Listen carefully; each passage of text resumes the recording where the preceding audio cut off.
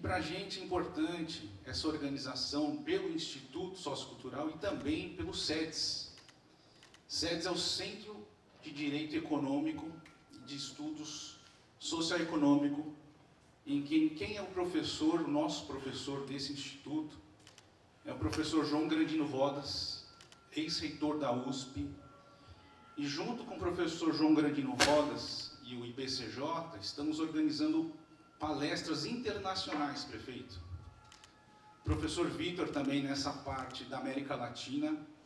A gente está elaborando um livro, um manual da América Latina para as universidades internacionais, especialmente para a Ásia.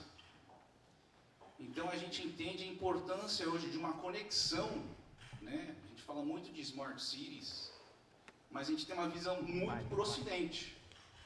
E eu acho que daria para a gente pensar em soluções de tecnologia com a tecnologia também da Ásia.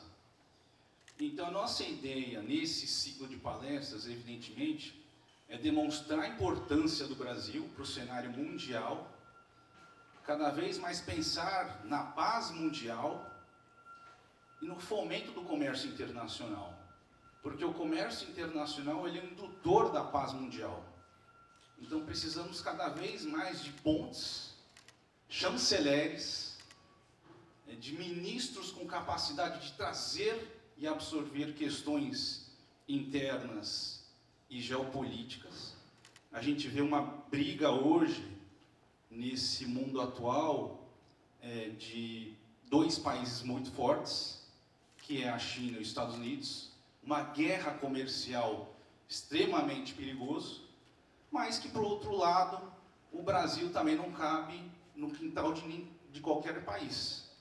O Brasil tem a sua própria cultura, o Brasil é formado por pessoas que vêm de vários países do mundo, e agora ela tem uma autoafirmação, e eu acho que é isso que o professor Vitor vai falar hoje, do que é o Brasil. Então, hoje, para mim, é uma verdadeira alegria poder estar com jovens políticos, líderes do litoral, que eu sei que vai transformar o Brasil, e eu sei que o Porto de Santos precisa também de uma reformulação, uma modernização. Então a gente acredita muito que esse movimento dos institutos, das universidades, do poder público e da iniciativa privada podem melhorar e transformar o Brasil para aquilo que a gente deseja, que é a melhor qualidade de vida para as pessoas e também de serviços. E a gente almeja isso para também, não só para os amigos, as pessoas, mas para os nossos filhos.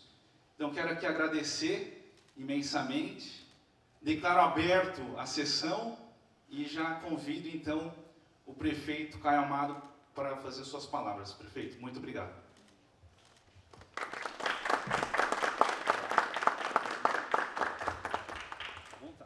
Primeiro quero agradecer ao Thomas pela oportunidade de poder estar aqui, primeiro sediando o evento, né, aqui na primeira vila do Brasil e a primeira cidade a completar 500 anos.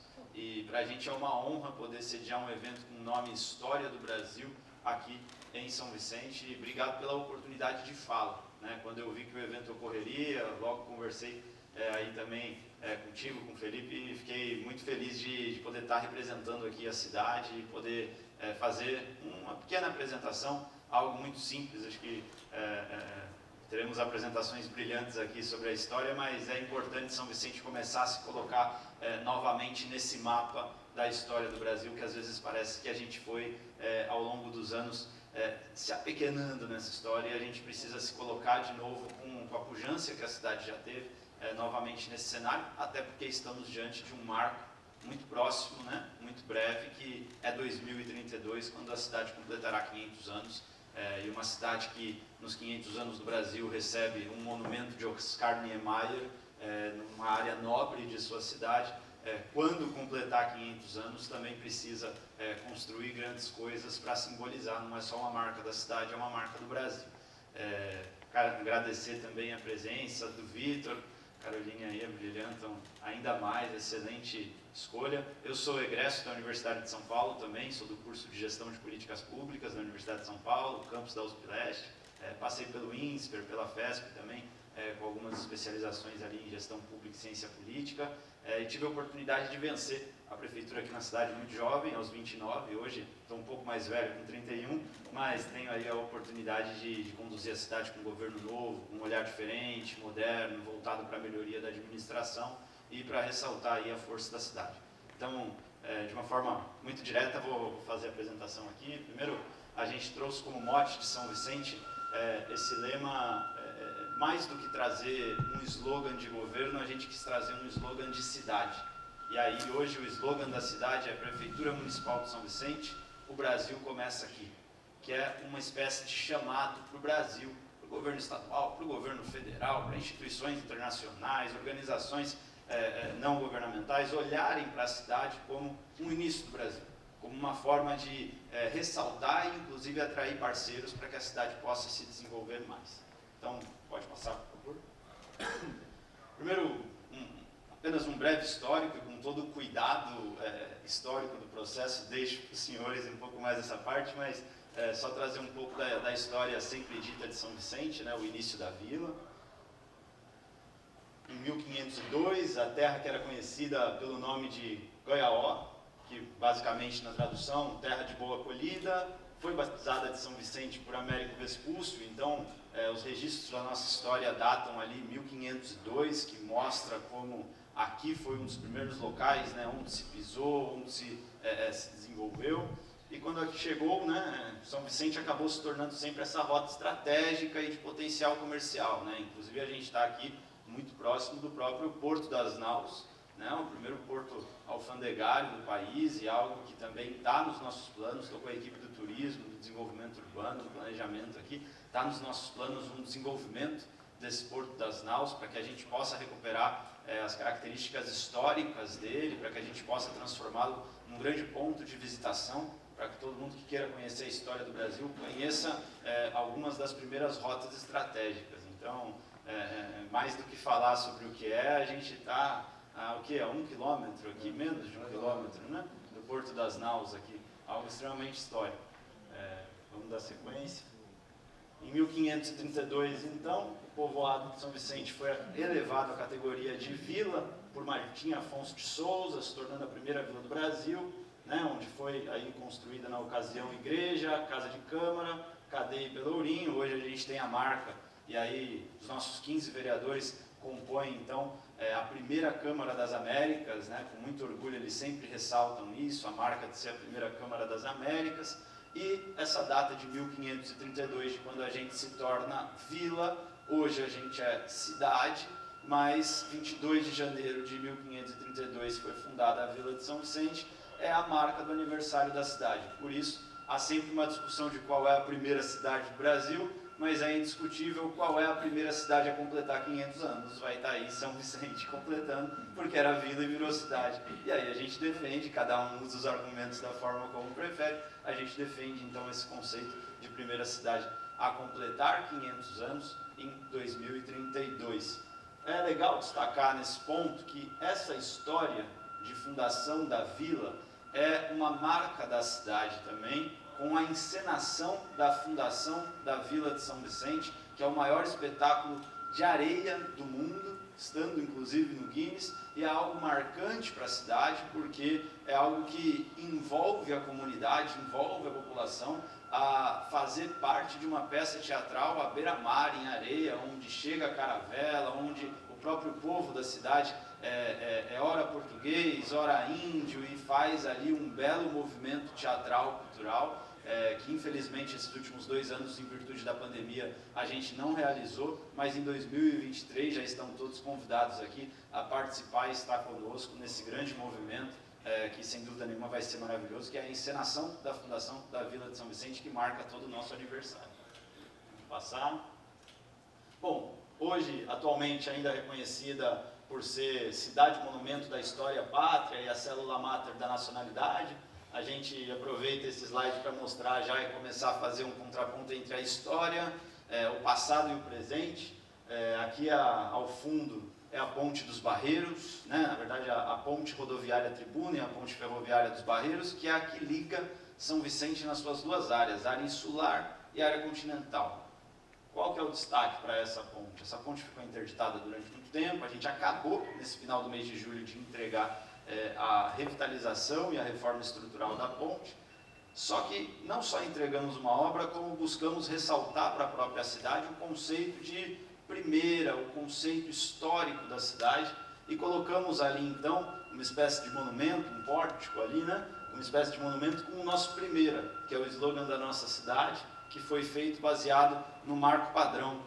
Até apresentei para os professores aqui meu cartãozinho, se olhar o marco padrão que está ali na região da Biquinha, e é um dos pontos turísticos da cidade, ele está também no slogan da nossa cidade, e a ponte que divide a nossa cidade agora, ela tem também essa marca da história de São Vicente, muito especial. É um contraponto, inclusive, essa foto, um paradoxo muito interessante, porque tem um pórtico ressaltando a história da primeira e logo à frente tem um totem de segurança que traz a cidade para o contexto de inovação, de novas tecnologias para ajudar a melhorar a segurança da cidade, enfim, mostra um pouco o passado e o presente e como eles se concentram aqui na cidade. Vamos lá. Primeiro, posição estratégica. Se no passado era abastecimento de embarcações, riquezas naturais, alvo de cobiça, né? Um mapa bastante antigo aqui que colocava, inclusive como São Vicente era maior do que é hoje e foi se dividindo. A própria Santos, do meu amigo vereador Bruno, Santos está na ilha de São Vicente, inclusive, vamos ressaltar isso aqui, bater no coração, hein, Bruno? Se quiser pagar um pouco de IPTU de Santos para São Vicente, a gente agradece, inclusive, também. Santos está dentro da ilha de São Vicente e hoje, né, se no passado eram essas as conjunturas, hoje a gente fala de uma cidade que, se você olha no mapa ali, pega as cidades mais delimitadas da Baixada Santista, né? Olha como São Vicente é central a nível de Baixada Santista, né? Tanto ao norte quanto ao sul.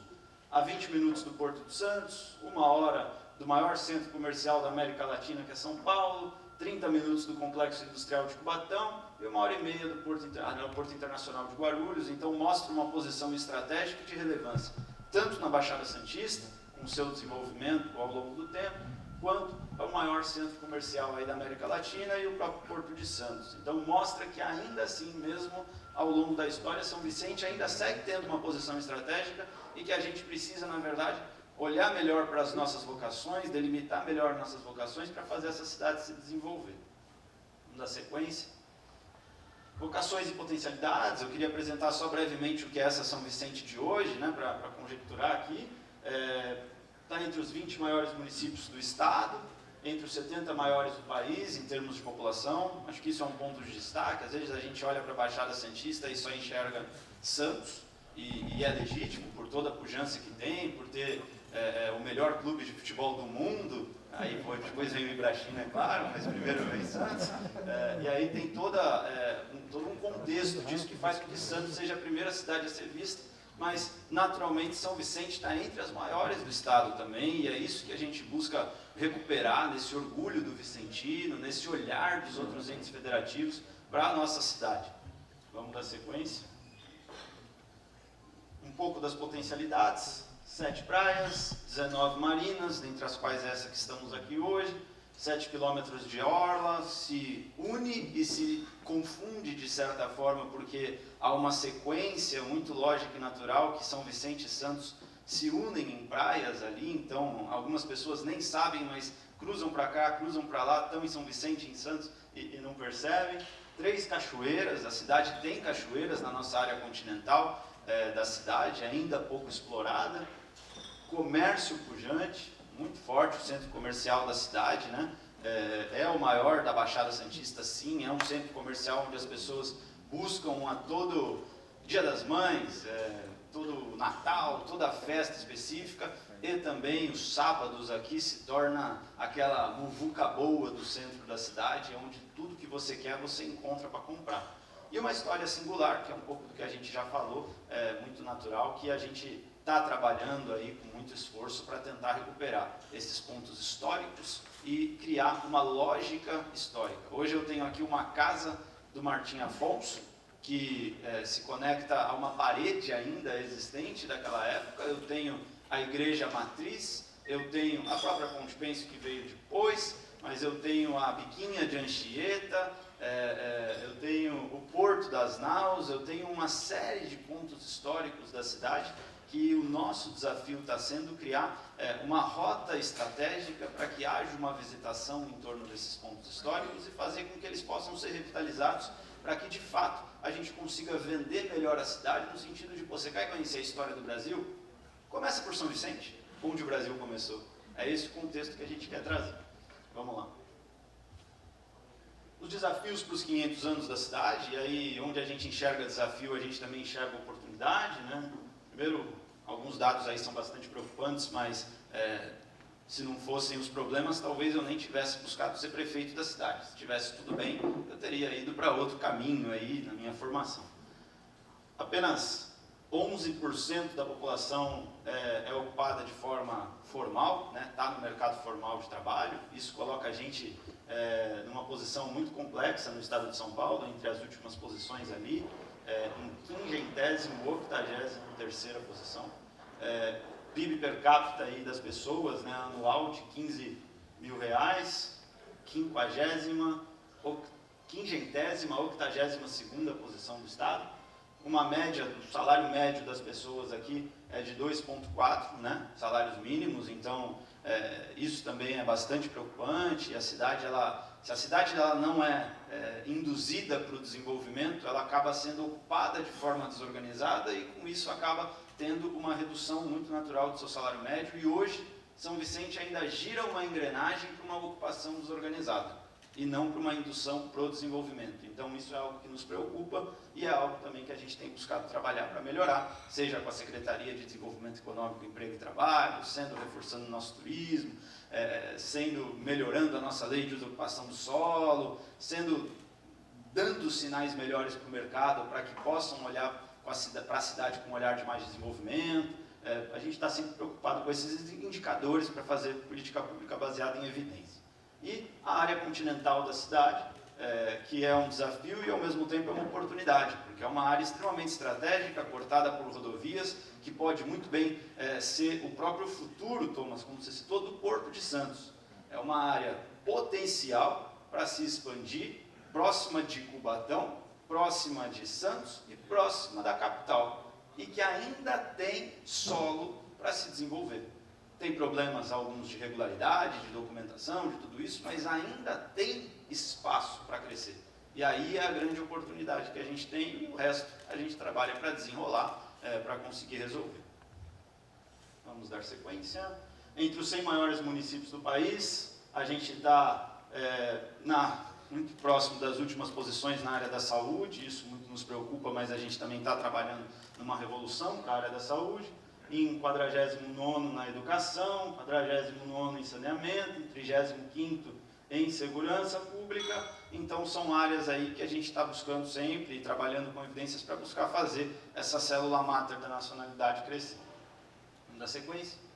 Alguns avanços recentes, né, para tentar mostrar aí esses desafios desses indicadores e fazer com que eles possam crescer. A inauguração do Hospital do Vicentino, dividido em duas fases. A fase 1 do Hospital do Vicentino já inaugurada, a fase 2 até o final do ano. Por que eu digo isso? Porque hoje eu tenho, por exemplo, só para ilustrar, 50 leitos de internação disponíveis na cidade, e quando eu tiver esse complexo finalizado, eu vou saltar de 50 leitos para 100 leitos, ou seja, eu duplico o meu número de leitos disponíveis para atender as pessoas, eu triplico o meu número de leitos de UTI, enfim, tudo isso mostra que a gente está buscando um avanço para a cidade.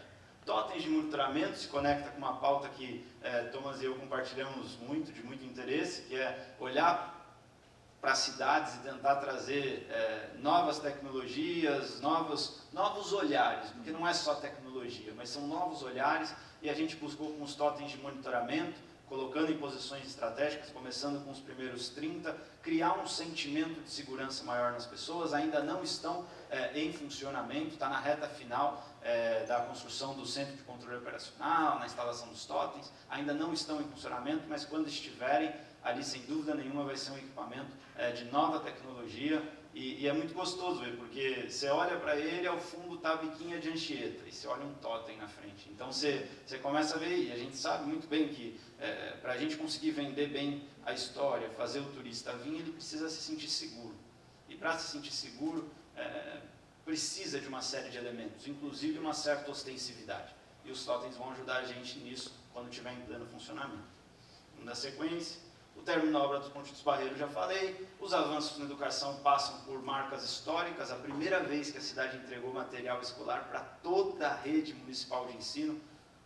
Mais de 43 mil alunos do ensino básico, ali do infantil ao EJA, receberam um kitzinho de material escolar pela primeira vez na história da cidade, algo histórico e marcante que a gente fez esse ano e que no nosso governo é política pública, vem ano que vem e vem no próximo, e com isso a gente acredita, não só com isso obviamente, mas com isso também a gente acredita que vai fazer a primeira do Brasil subir nos índices de educação também e recuperar esse tempo de pandemia.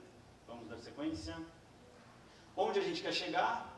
Um turismo como referência nacional, e por isso eu me sinto muito honrado de estar presente aqui hoje, por entender que a história da cidade se conecta com a história do Brasil. Basicamente a expectativa para os 500 anos então da cidade, que a principal expectativa é transformar os 500 anos de São Vicente num marco para o Brasil, e não só numa celebração para a cidade. Para isso a gente tem aí trabalhado uma série de fatores, né? Trazer o turismo como referência nacional, segurança pública como fator de desenvolvimento, desenvolvimento econômico e imobiliário dessa área continental, que ainda tem muito solo disponível para se desenvolver e está numa região estratégica, aumento dos índices socioeconômicos do município, e São Vicente como um elemento de valorização da Baixada Santista, até pela sua posição estratégica na Baixada, e por a gente saber que a toda cidade que a gente vai aqui na Baixada tem alguém de São Vicente trabalhando. Então, a gente forma muitos trabalhadores aí do mercado de toda a região. Dando sequência, estratégia, o que a gente está fazendo para alcançar esses 500 anos? A construção de algo que na administração privada é muito comum, mas o Brasil ainda caminha a passos muito lentos nisso, que é trabalhar com planejamento estratégico, com metas, com indicadores. Ainda é algo que os municípios ainda precisam se aperfeiçoar e aprender. E como que a gente está fazendo isso? Um plano para os 500 anos de São Vicente. Ultrapasso os limites do meu mandato.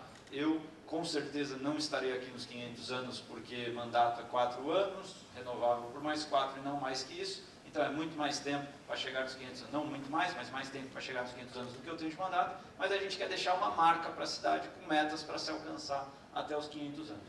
Diálogo e aproximação com o setor privado.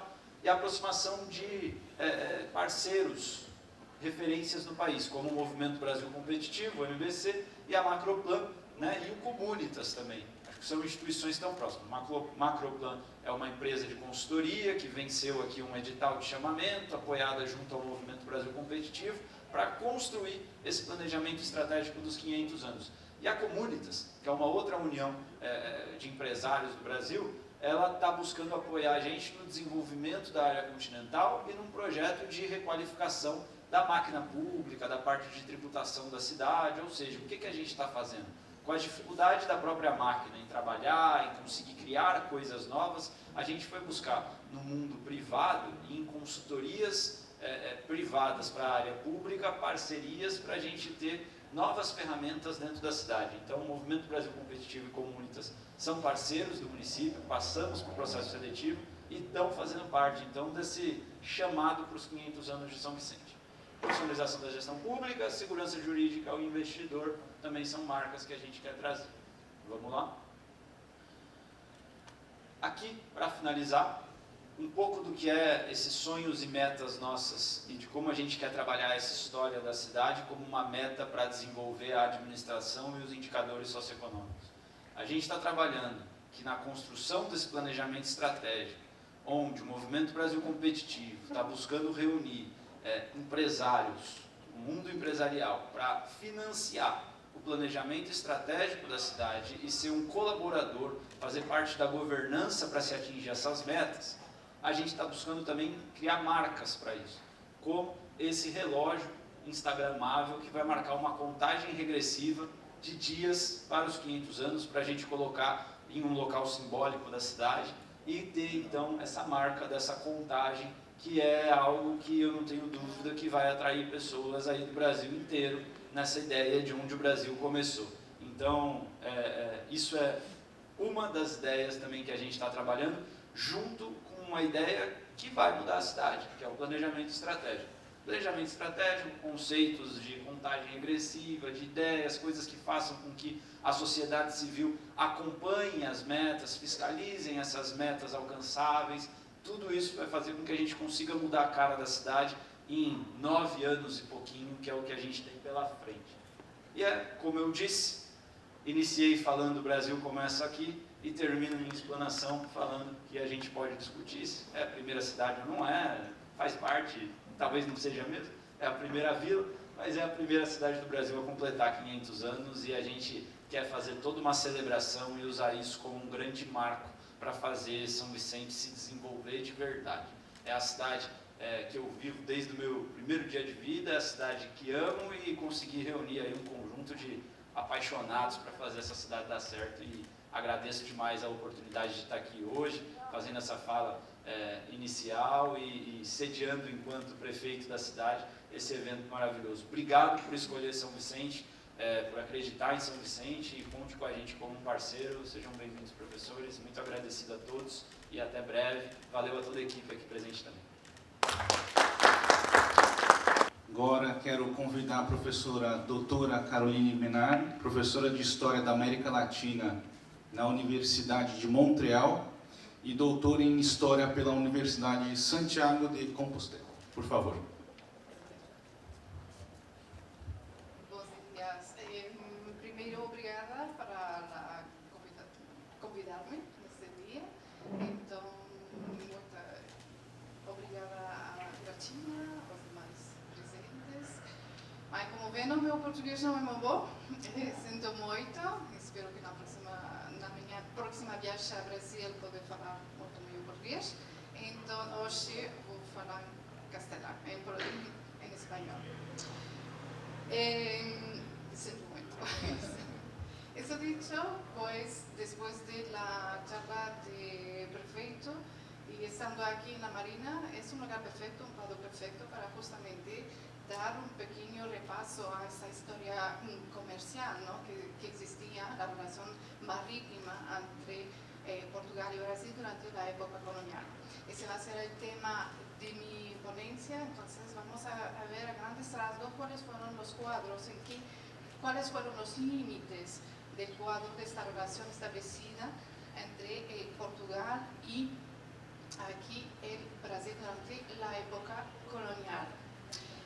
Tenemos que entender que durante finales del siglo XV, principios del siglo XVI, la expansión europea hizo que muchos estados, naciones europeas atravesaron el Atlántico para traer unas riquezas, pero tenían que crear una organización para que esos productos llegasen justamente a Europa o a otros lugares. Entonces esa organización tenía que crearse, sea de forma centralizada y no centralizada. Ahora bien, es muy importante ver aquí Portugal, que es una nación que rápidamente va a entrar en esta fase de expansión, sea en el Atlántico o fuera, cómo se va a organizar. Entonces vamos a, en los próximos minutos, ver justamente cómo Portugal va a gestionar las relaciones marítimas entre Portugal y el Brasil. Podemos pensar muchas veces que en un inicio Portugal va a abogar para un exclusivismo, ¿no? Un exclusivismo comercial entre el Brasil y Portugal. Pero esa relación va a cambiar en el tiempo. A un primer momento se va a intentar justamente aplicar un exclusivismo entre ambos lados aquí del Atlántico. ¿Qué entendemos por exclusivismo exactamente? Entendemos aquí que el comercio entre la metrópolis y sus colonias, aquí entonces Portugal y Brasil, serían una relación exclusiva. Es decir, que no habría ninguna otra nación, mercaderes extranjeros, que podrían acceder a los mercados de Brasil sin poder pasar aquí por Portugal. Ese exclusivismo en general, cuando contemplamos la historia atlántica durante la época moderna, es como el centro del sistema colonial mercantilista. Pero ese exclusivismo no va a ser aplicado en primer momento. En el caso aquí de Brasil. Si bien en los primeros años se intenta crear leyes, órdenes para que los extranjeros no puedan acceder a Brasil, la cosa va a cambiar con el tiempo. En los años 1530, con la aparición justamente de los capitanes, las capitanerías, perdona, el comercio con los extranjeros va a ser permitido. Ese mismo comercio con los extranjeros va a ser permitido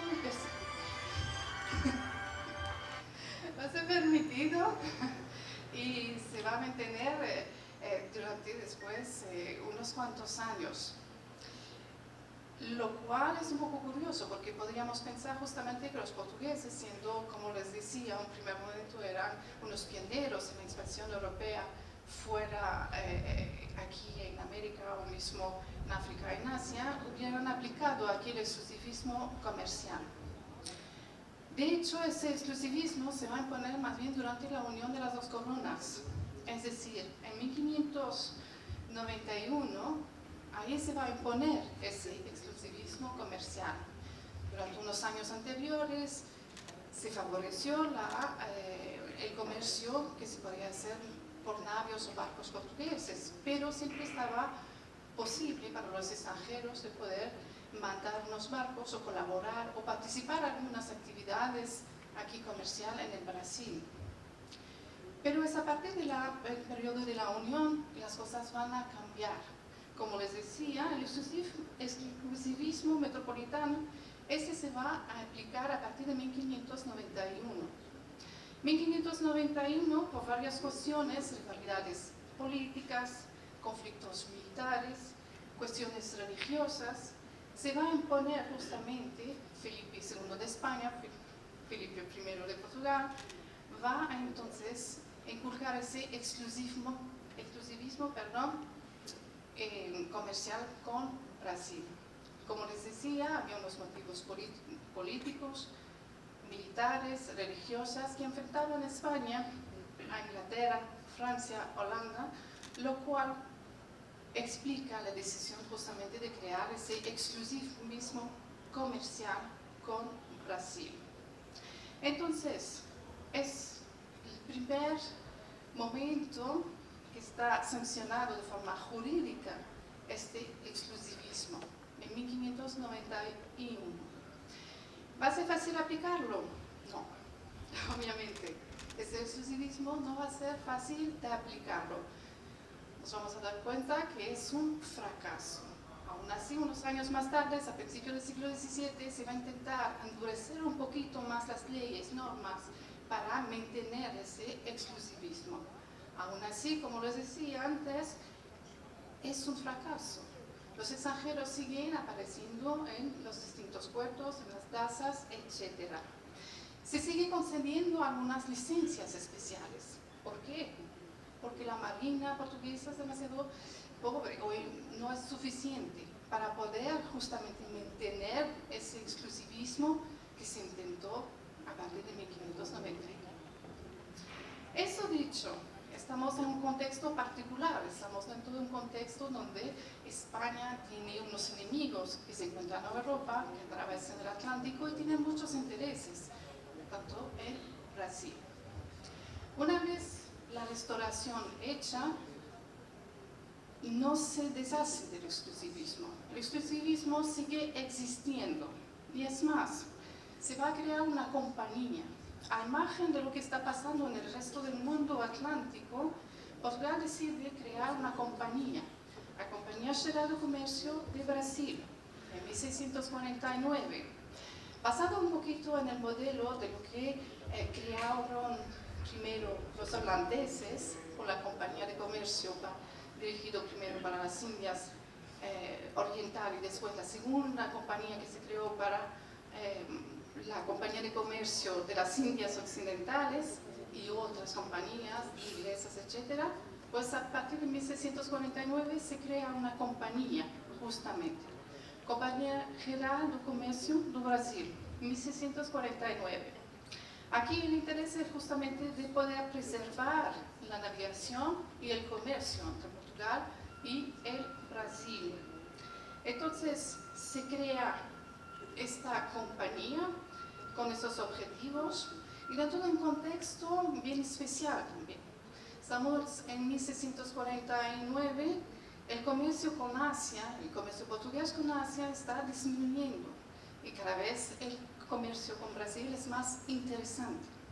Por otra parte, tenemos que entender que Brasil durante estos años ya es víctima de ataques, piratería, instalaciones extranjeras. Pensamos justamente aquí en los holandeses. Entonces, en todo este contexto general, donde vemos que el comercio brasileño cobra más importancia, donde hay ataques, invasiones, instalaciones extranjeras en la misma tierra brasileña, se crea aquí esa compañía. Una compañía, como les decía, que hace pervivir un poco ese exclusivismo comercial. Aún así, a pesar del hecho que les haya dicho que en 1649 existe esa Compañía Geral do Comercio do Brasil, es interesante ver que en paralelo existen algunas concesiones que se hacen. Algunas concesiones que se hacen y que se pueden comprobar en la firma de varios tratados que va a firmar Portugal, tanto del cuadro de otros eventos europeos, con Inglaterra, Holanda y Francia. Tanto de esos tratados van a aparecer justamente cuestiones ligadas al comercio y al acceso a los mercados en Brasil. Entonces, en esos años, como les decía, tenemos esa Compañía Geral do Comercio do Brasil, mas de otro lado tenemos esas concesiones que se hacen entre los años 50 y 60, sea con Inglaterra, Holanda y Francia, por unos periodos a veces cortos o más largos. Entonces, vemos como de forma conjunta se ve un comercio centralizado por parte de Portugal, pero también el permiso concedido a naciones extranjeras para poder justamente comerciar aquí en Brasil. Ese sistema sigue presente, tenemos siempre esa compañía, y si seguimos en el siglo XVIII, esa idea de tener una compañía o de hacer revivir o potenciar más las relaciones comerciales entre Portugal y Brasil se ve bien evidente con la aparición de las acciones de Pombal. Pombal en los años 50, 60 va a crear algunas compañías para promover justamente y mantener las relaciones entre Portugal y ciertas regiones de Brasil, sobre todo en el norte de Brasil, para justamente fomentar, desarrollar esas regiones.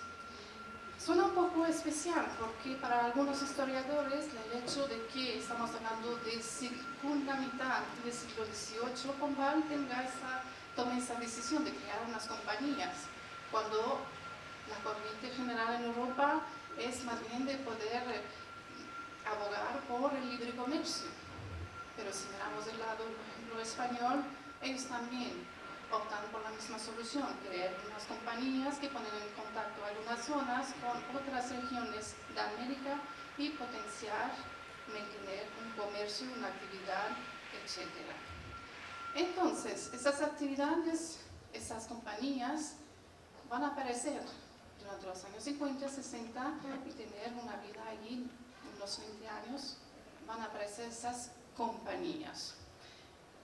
Como vemos, tenemos un trayecto un poco tanto especial, ¿no? Un comercio un poco centralizado que permite la presencia aquí de unos extranjeros. En otros momentos cerramos este comercio, optamos por unas compañías, la creación de nuevas compañías en el siglo XVIII, en un contexto que no favorece la pervivencia de ese tipo de iniciativas, pero existen. Y este va y viene en el comercio, las relaciones marítimas entre justamente Brasil y Portugal va a tomar y llegar a su fin. Es decir, con la llegada aquí de la familia real, las relaciones comerciales van a cambiar del día a la mañana. antes de eso, de que llegue justamente también la independencia. Como ustedes saben, con la llegada aquí de la familia real se van a abrir los puertos al comercio. Gran Bretaña va a ser la nación favorecida dentro de este contexto y allí se va a poner fin justamente a ese marco colonial, ese pacto colonial que estaba basado en ese exclusivismo comercial. Entonces, podemos ver que la relación aquí marítima, la relación entre Portugal y Brasil, a pesar de esa idea que podemos tener, ¿no?, de que al ser Portugal un precursor en la expansión europea, sea en África, Asia y también a todo el marco atlántico, vemos que tiene una relación a veces centralizadora, pero también comporta unos episodios donde hay una cierta apertura. Una apertura que se va a concretizar totalmente ya en 1808, cuando ya se van a abrir definitivamente los puertos al comercio ya internacional. Entonces, sí, una relación un poco especial que va evolucionando en el tiempo, pero vemos que va motivado también por el contexto internacional, la situación igualmente de Portugal y de Brasil. Entonces, muchas gracias por su atención y bueno, pues eso era una...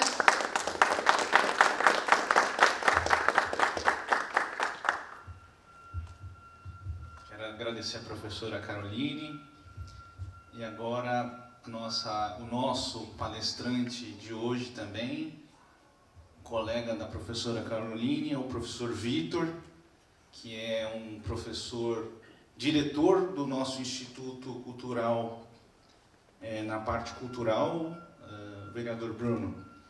E o professor Vitor é livre docente da USP, ele também dá muitas palestras na Universidade de Salamanca, Valladolid.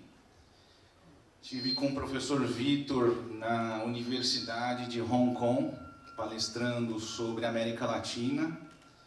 Foi diretor do programa PROLAN, que quando a gente pega a Constituição brasileira, Bruno, e olha o artigo 4º, foi o Franco Montoro que alterou a lei, a Constituição Federal, e acrescentou que o Brasil deveria ter um dever legal da integração regional da América Latina.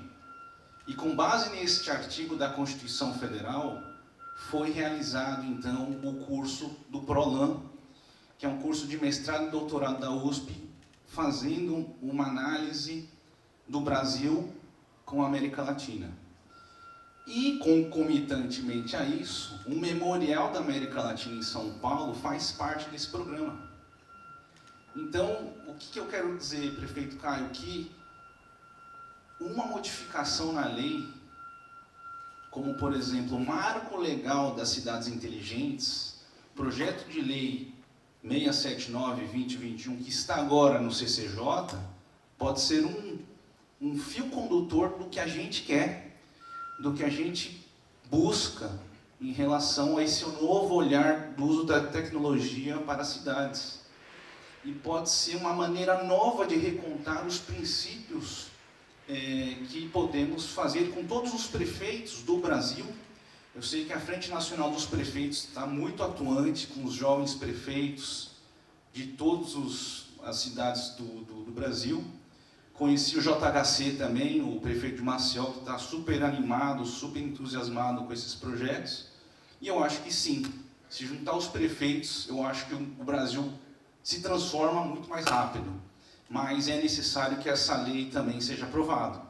Então, eu acho que provavelmente para um segundo semestre, pós-eleições, é uma pauta que deveríamos pleitear no Congresso Nacional.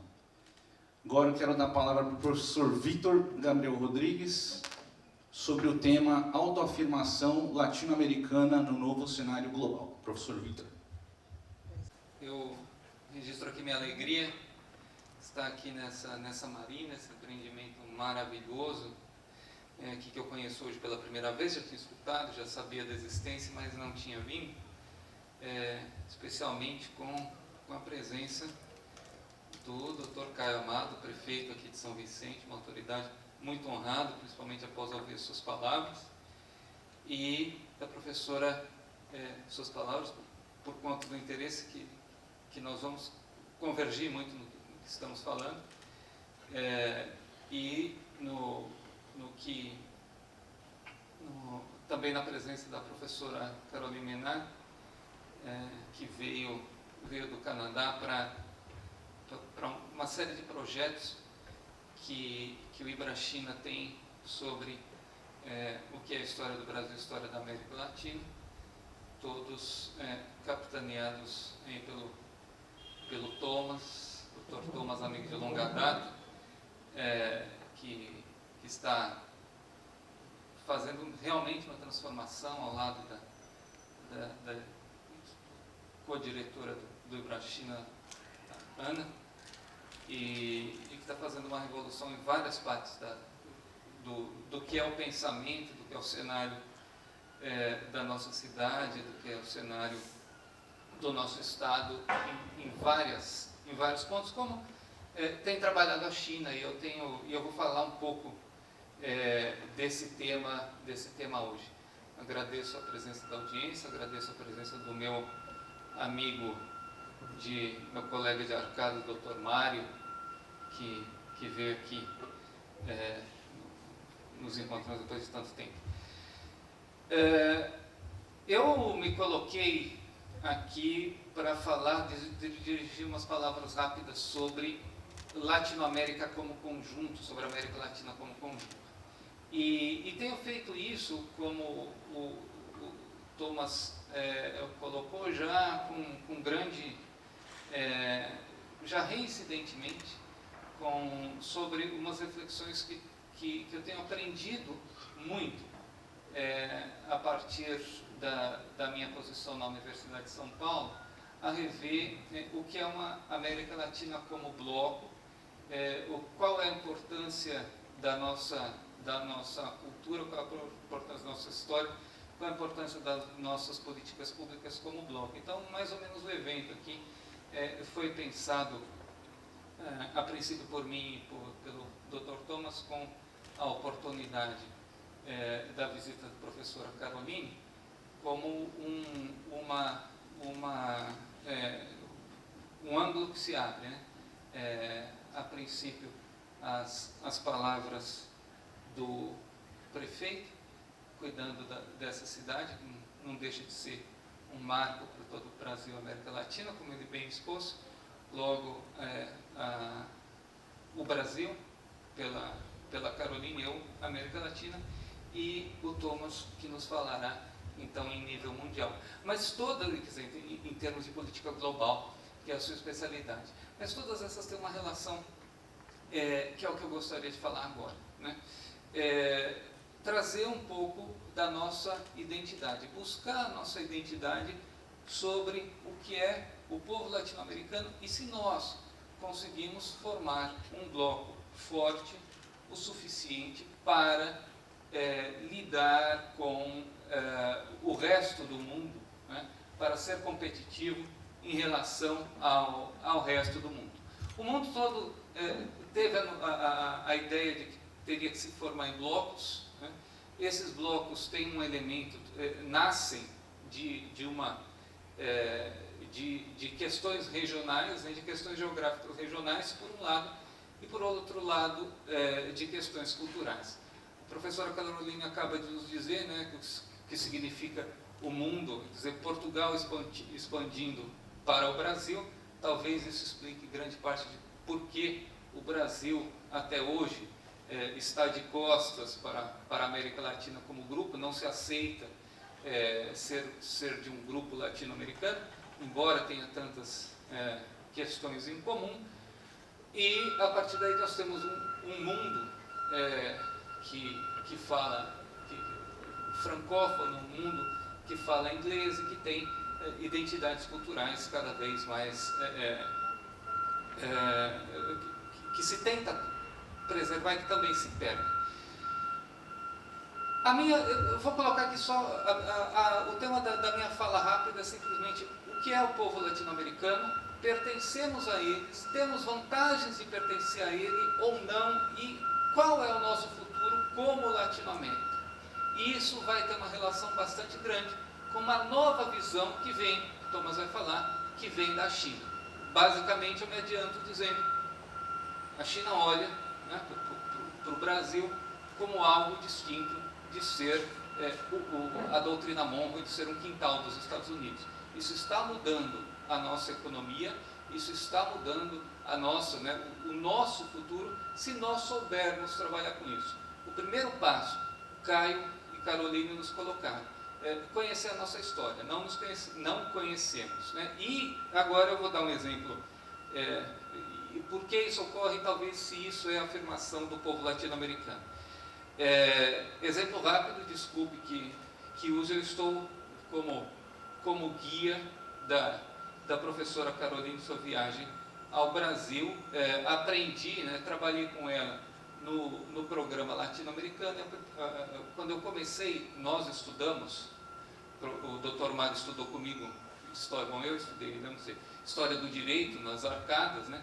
E eu comecei então da história do direito no Prolam, até que alguém me alertou ali e falou assim, olha, sei que tem outro historiador aqui, chama o historiador para falar. Você está falando muita besteira, né? Quando eu falava para o pessoal dessa área. E então convidei a professora Caroline a fazer parte do nosso grupo, fazer parte de um livro que estamos falando bastante potente, como Thomas adiantou, sobre a história da a América Latina como um todo. Né? Então, a visão histórica é muito diferenciada. E nós não temos esse cuidado histórico no Brasil, por uma questão de formação, por uma falta de orgulho da nossa origem, das nossas formações. E isso passa, como se diz na Espanha, passa a fatura, né? Isso passa uma conta muito grande para nós, que eu ainda bem, né, vi o Dr. Caio reverter isso, mesmo não sendo no seu mandato, que seja preocupado com uma agenda que tem que existir para o mandato que, como ele mesmo disse, não vai ser dele. Isso é muito raro. Agora eu vou contar outras partes. Três pontos principais para a gente falar de identidade latino-americana muito rapidamente. Trago a professora Carolina ao Brasil. Penso então em alguns lugares que lhe interessavam. Evidentemente ela conhece muito melhor do que eu os lugares que lhe interessam, eu conheci. Mas pensei então, desculpe dizer, porque é da minha universidade, no Museu do Ipiranga. Tem que levar ao Museu do Ipiranga. No Museu do Ipiranga eu tinha um calendário que ele abriria no dia 25 de abril. Então, quando ela viesse aqui agora, no dia 22 de abril, já estaria aberto. Aí eu recebo um e-mail festejando, dizendo, comemore, o museu abrirá no dia 7 de setembro. Né?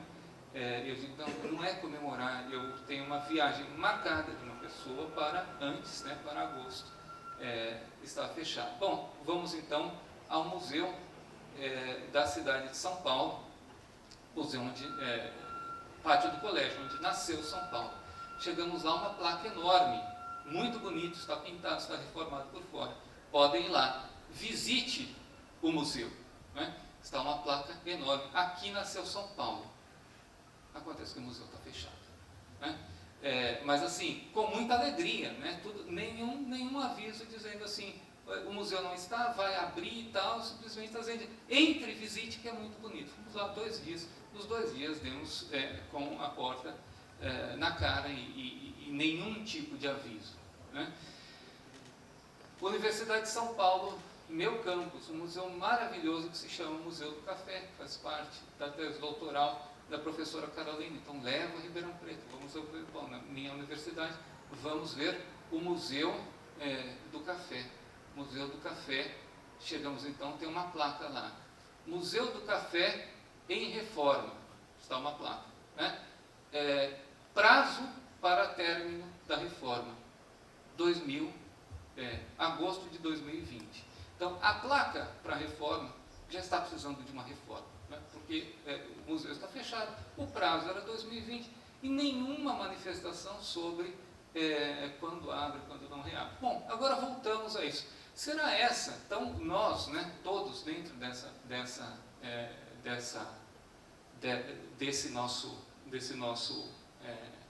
nossa cultura, pensamos, Será que a cultura latino-americana, né, é uma cultura de efetivamente não se valorizar, o que teria permitido historicamente com que nós sejamos tão dominados, né, aquilo que Nelson Rodrigues chamou a síndrome de vira-lata, aquilo que nós sejamos tão dominados que nós entreguemos nossas riquezas culturais, patrimoniais, da mesma forma que nós, né, que desde aqueles tempos nós entregávamos, os indígenas aqui de São Vicente entregavam aos portugueses sem nenhum tipo de questionamento.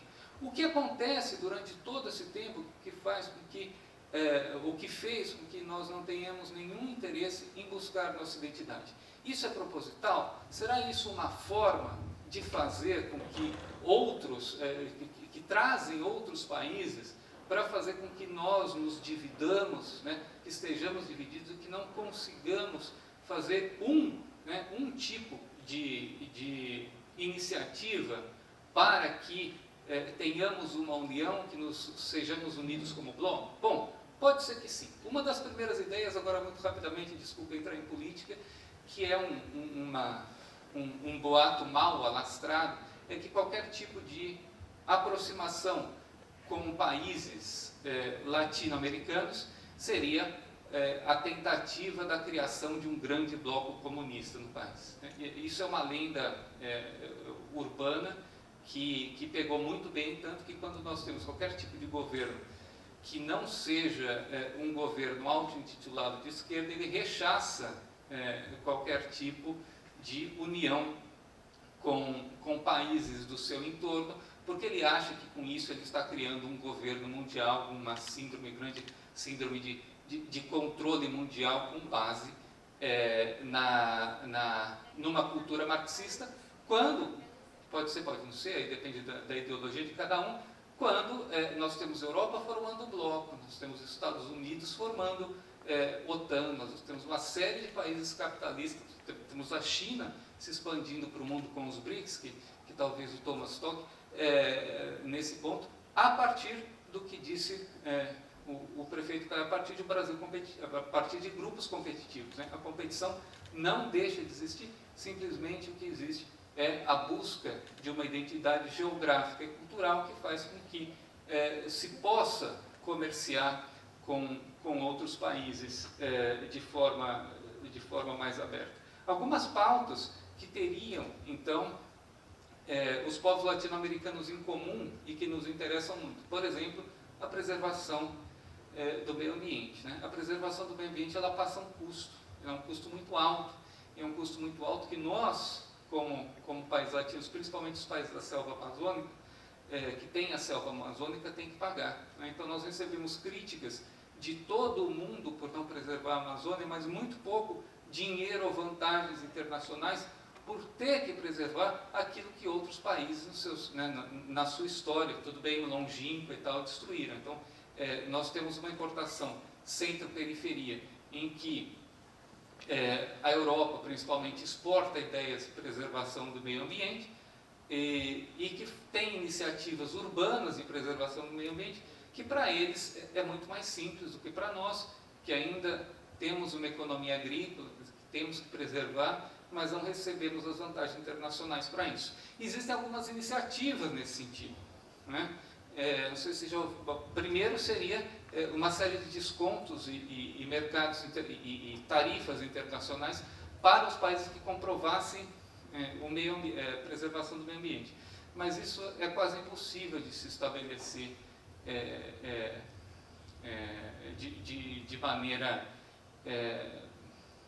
de maneira jurídica em todo o mundo, porque sempre vai faltar consenso. A outra forma que acho que o presidente Bolsonaro até já tentou seria uma ideia mundial de aumento dos commodities, que é bem importante, a chamada OPEP da soja, né? Significa assim dizer, vamos aumentar os preços dos produtos agrícolas a tal ponto que os países agrícolas tenham possibilidade de competir com os países que têm royalty e industrialização, como os Estados Unidos e Europa, e agora também China. É possível isso? Seria possível se nós tivéssemos uma política de união desses países.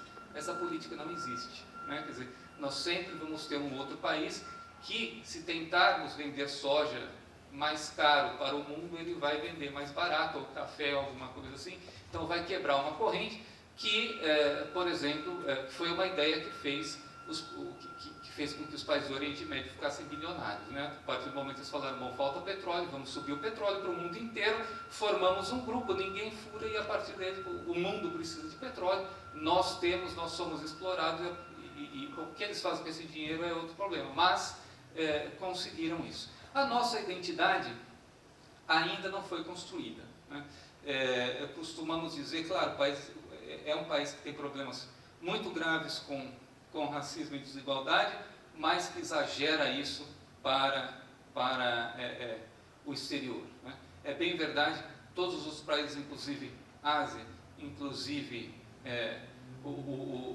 as civilizações pré-colombianas, como também Estados Unidos, tiveram escravidão, mas o Brasil foi o único país que teve realmente uma economia quase totalmente baseada no trabalho escravo, né? Então diz assim, outros países tiveram trabalho escravo. O Brasil é talvez o único país do mundo que foi efetivamente escravista, quer dizer, que sem escravo ele não tinha nenhum tipo de economia. Isso traz para nós uma vergonha, mas também traz um grande orgulho. Nós temos uma população miscigenada que tem a possibilidade de ter outros traços culturais e de demonstrar uma integração que nenhum outro país do mundo conseguiu trazer, né?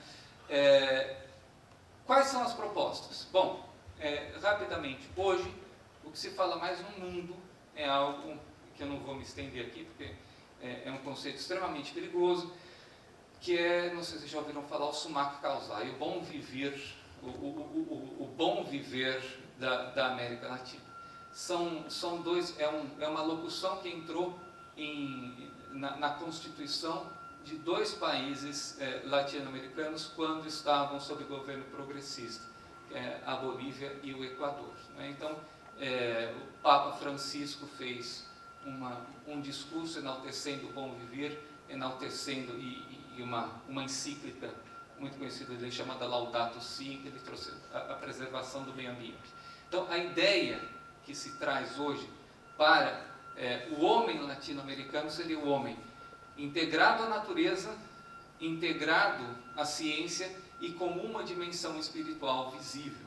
Não sei se conhecem, mas os indígenas, pelo menos do norte, a partir da Colômbia, né, do Império Inca e até o Azteca, falam em 4 reinos: mineral, vegetal, animal e espiritual, né? Aqui na América do Sul chama de reino Fung, que seria o reino do cogumelo, vai saber por quê, né? Mas enfim, que é uma dimensão latina, uma dimensão nossa. O Brasil virou as costas para tudo isso, e o Thomas adiantou o que eu ia colocar muito mais no final. Apesar do Brasil ter jogado, né, fora as grandes oportunidades de crescer como bloco, com competitividade, mas principalmente com competitividade internacional e não com a competitividade destrutiva entre seus próprios irmãos, todos os países, quase todos os países da América Latina, pequena exceção com a Argentina, todos têm nas suas constituições do neoconstitucionalismo a partir de 1990 como princípio básico a integração dos países latino-americanos. Está muito forte. Chile está terminando aí a sua Constituição, já está no projeto. Brasil tem no artigo 4º, Colômbia no artigo 2º, Bolívia e Equador, quase a Constituição inteira fala da plurinacionalidade latino-americana. Eu não sei se nós somos um povo de bom viver. Acho que nós somos um povo, muito pelo contrário, absolutamente trabalhador, um povo que tem muito a aportar para outros países. Mas, com certeza, somos uma nação nação latino-americana, que está completando 500 anos e que até agora não soube se autoafirmar. Quem está conseguindo isso? Né? Quem está conseguindo isso são os BRICS, países, quando nós estamos falando com, e agradeço ao Thomas por me dar a oportunidade, falar com políticos chineses, né, eles nos olham como países de cultura quase irmã, apesar de tantas diferenças, né? Apesar de uma comida totalmente diferente, apesar de um idioma com tantos bloqueios para a nossa comunicação, irmãos no sentido de que são potências econômicas punjantes, né? Quer dizer, que a própria nação, por ela mesma, ela faz a sua própria economia e poderia não depender de absolutamente ninguém, né? Tanto China quanto Índia, quanto Rússia, provando aí para o mundo, apesar das questões de guerra, quanto o Brasil, né? Poderia não depender de absolutamente ninguém, mas ainda assim tem a pecha de países que estão sempre no segundo escalão. China não, porque conseguiu ser o maior parceiro de todos, mas mesmo assim sofre com preconceito adrede, né, feito propositalmente para sempre colocá-la em segundo plano em relação à Europa e Estados Unidos. Mas a China consegue agora fazer uma autoafirmação do hemisfério sul. É para isso que nós estamos preparados. Antes, né, temos que nos compreender nossa história e sabermos nos afirmar como latino-americanos. Se não fizermos isso, se continuarmos na dependência da América do Norte, não adianta nada toda essa aproximação comercial, que nós vamos continuar fazendo, produzir riqueza, é o nosso trabalho, o trabalho dos nossos filhos, para enriquecer outros países que têm seu mérito histórico, mas que não podem passar de 500 anos de dominação. E com isso eu termino dizendo que o Thomas aí vai nos mostrar esse panorama mundial com muito mais detalhe. Obrigado pela oportunidade e que sigam esse ciclo de palestras, apesar de mim. Obrigado, Thomas. Obrigado, professor Vitor. Bom, eu vou falar agora sobre o comércio marítimo e a nova rota da seda. E, na verdade, escolhemos estar aqui, prefeito Caio, porque a nova modalidade hoje de se ter aulas empíricas, e isso eu tenho muito contato com as startups, é você estar aprendendo de forma empírica nos lugares que realmente são símbolos. Fizemos um evento na Arena Ibachina, onde você conheceu, um campo de futebol com uma vertical de startups de esportes. Então juntamos muitos empreendedores voltados para a área de esporte, acho que o Osório participou também. Então, você vê que as pessoas que lá estão olhando um campo de futebol, estão olhando os meninos praticarem o esporte, isso demonstra, isso dá mais apelo, até para o aprendizado. Então, uma das coisas que fizemos esse ano foi abrir o IbraWork. O IbraWork é um hub de Open Innovation, prefeito. E o que é o Open Innovation? E é uma das nossas propostas. É ser um laboratório de inovação que vai de dentro para fora e de fora para dentro. E aí eu cito um exemplo, né, de inovação e tecnologia para dentro do centro de São Paulo, para dentro do mercado municipal. Então temos hoje um programa de aceleração, abrimos também as startups para fazer um programa dentro do Mercadão, para soluções para os empresários que lá trabalham, e isso vai conforme o que a gente quer fazer aqui hoje, também dar oportunidade para a professora Caroline estar nesse ambiente de São Vicente, ter um passeio de barco para conhecer todo o litoral, essa orla, e esse contato com as autoridades. Eu acho que o que a gente precisa, e eu volto a afirmar na minha primeira abertura, é sobre criar pontes, vereador. Eu acho que precisamos criar mais pontes em virtude desta guerra da Ucrânia e Rússia. E isso eu falo com muita tranquilidade, porque recebemos o presidente de Portugal na Bienal do Livro, em São Paulo. E o presidente de Portugal, ele é muito político. mas ele é um político pensando na geopolítica da União Europeia. Ou seja, Portugal é um país neutro, é um país que apoia a Ucrânia para dentro da União Europeia e quer também a paz mundial.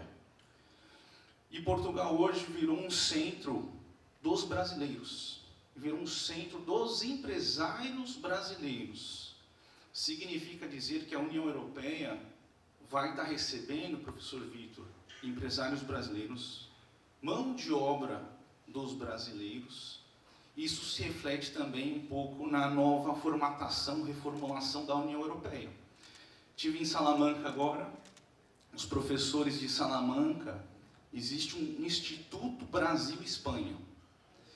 E o professor José Manuel, junto com o professor Perdugo, José Manuel, mais especificamente um historiador, ele fala, não, o Brasil tem uma relação muito importante com a Espanha, e conta a história de São Vicente, prefeito. Então, pode ser que para nós brasileiros, São Vicente, ninguém dá essa importância, professor Vitor, pela nossa cultura.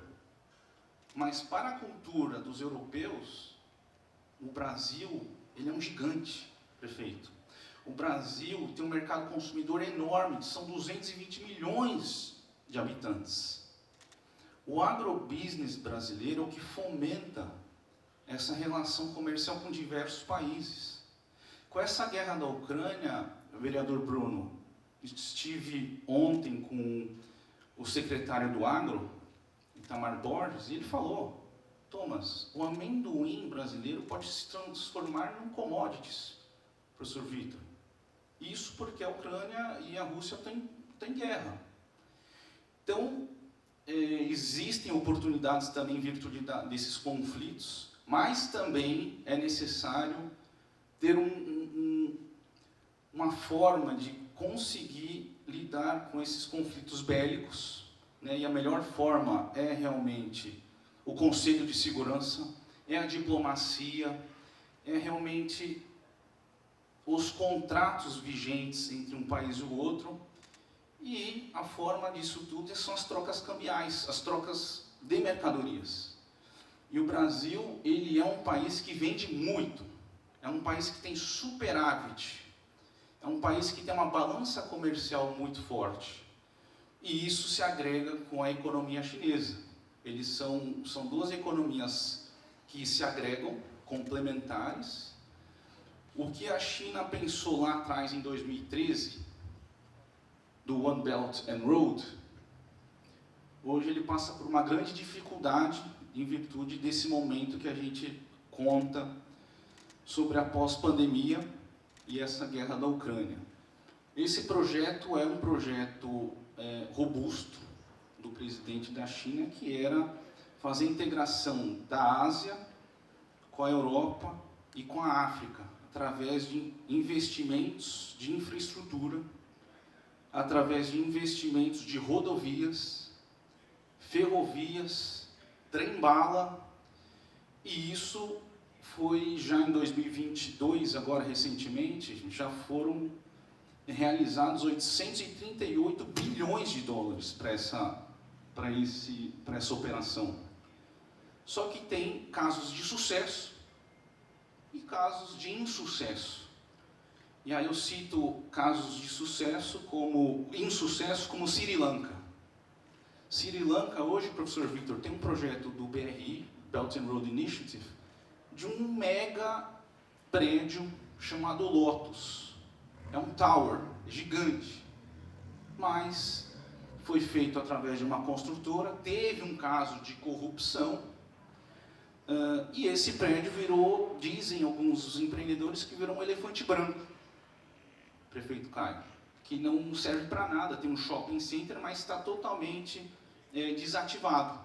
Na África tem casos de sucesso, mas também casos de renegociação de dívidas dos países africanos. Então virou um problema também nesse ponto de vista. E onde eu quero chegar? Que eu quero chegar no ponto de vista de que esse projeto, embora seja audacioso, ele mexeu com todo mundo, todos os órgãos, inclusive com os corporates privados americanos. Então, no meu ponto de vista, qualquer investimento que faça uma logística, ele tem por finalidade ter uma melhoria urbana, ter uma melhoria entre os povos e, obviamente, uma logística e venda de mercadorias. Então, a China se propôs a isso, só que, diante desse cenário atual, o que eles falam do Belt and Road? Um Belt and Road verde, um Belt and Road sustentável, né? E o BRICS vem nesse sentido. A última reunião da 14ª cúpula que o presidente Bolsonaro participou, a discussão foi essa. Onde que a gente consegue fazer a descarbonização? E o presidente da China falou, não, até 2060 a gente vai ter a descarbonização e vai querer usar energias renováveis. Então, a pauta do mundo mudou, professor Vitor, o comportamento das pessoas mudaram e, obviamente, a sigla ESG, a sigla da sustentabilidade é super importante. A gente vê que existe a questão do aquecimento global, existem questões de mudanças climáticas, a Prefeitura de São Paulo está atenta a isso, abriu uma secretaria só para tratar de mudanças climáticas na cidade de São Paulo, o Dr. Pinheiro Pedro, que é da USP, nosso colega, nosso amigo. E o mundo tem essa transformação, Dr. Bruno. Estive em Madrid agora e era 45 graus. Estava muito quente, prefeito. Então, assim, a Europa está preocupada com isso. Tem o Fit 55, que é um programa deles para acabar com a descarbonização também até 2030. Eles decidiram urgentemente nos objetivos dos milênios, nos 17 objetivos da ONU, para cumprir essa agenda. Grandes empresas portuguesas como a Galp já têm usinas em algumas regiões de Portugal, como a Sines, para fazer o hidrogênio verde, para ser uma nova forma de energia para os carros. Já tem muitos carros elétricos na Europa com postos de recarga. Então, existe um movimento muito importante. Agora, óbvio, não vai ser fácil. E eu não vejo ainda o Brasil tomar uma atitude também nesse sentido. O professor Vitor fala dos indicadores, que é muito difícil de ser analisado. Mas a ONU já criou alguns indicadores de cidades sustentáveis, de cidades inteligentes. Tem 279 indicadores, sendo que 129 são as principais. Prefeito Caio, eu acho que a gente poderia trabalhar com o Smart City Council da ONU para tratar São Vicente como uma cidade inteligente, buscando esses indicadores. E eu sei que Curitiba está fazendo um bom trabalho, mas são passos lentos. Então, temos vários desafios. E o que eu quero complementar com a questão da rota One Belt and Road, embora tenhamos todos esses problemas atuais, o cenário da guerra, o cenário da pós-pandemia e a recessão econômica, existe também um Mediation Center que está sendo criado em São Paulo, do Belt and Road. Então, possivelmente, eu acho que vai ter muitos investimentos estrangeiros. Eu acredito que o Brasil vai ser um país que vai receber muitos investimentos estrangeiros, inclusive pelo BRICS. A Rússia tem o Brasil como um polo interessante. A China também, que nem o professor Vitor fala, que o Brasil é um grande polo econômico e territorial. Então, acredito muito que o agrobusiness brasileiro, que já tem uma tecnologia muito avançada, que já tem o nióbio, a maior produtora de nióbio é no Brasil, é em Araxá, e temos um agro muito forte, e quem está super entusiasmado é o nosso amigo Itamar Borges nesse sentido. Então, ele vê que a bola está para a gente, o Brasil é maior que o ralo, só que depende de políticas públicas. Bruno, perfeito. E aqui, embora seja uma palestra acadêmica, eu acho que a academia, com com os pensamentos dos professores, direcionamentos dos professores, aliados a políticas públicas, eu acho que tem tudo para dar uma sinergia, tracionar essa inovação e trazer projetos, Fernando, de empresas. Eu acho que as empresas têm uma grande responsabilidade, professor Vitor, de realmente aplicar o ESG nesse mundo. Eu acho que os bancos também têm que olhar nesse sentido. Eu sei que no Belt and Road Initiative eles estão focados agora na parte do verde, da economia verde e das novas tecnologias. Eu queria agradecer a todos, prefeito, por ficar até essa hora conosco nesse evento importante, né? Um primeiro evento aqui em São Vicente, que eu tenho certeza que vai repercutir nas mídias nacionais e nas mídias internacionais. Temos a parceria com a Xinhua News, que é uma mídia muito forte na China, como se fosse o Estadão da China, e levantar realmente a importância do turismo. Porque o que nem o professor Vitor fala, quem não quer conhecer a primeira cidade do Brasil? Eu acho que o que a gente tem aqui em São Vicente é esse fato histórico.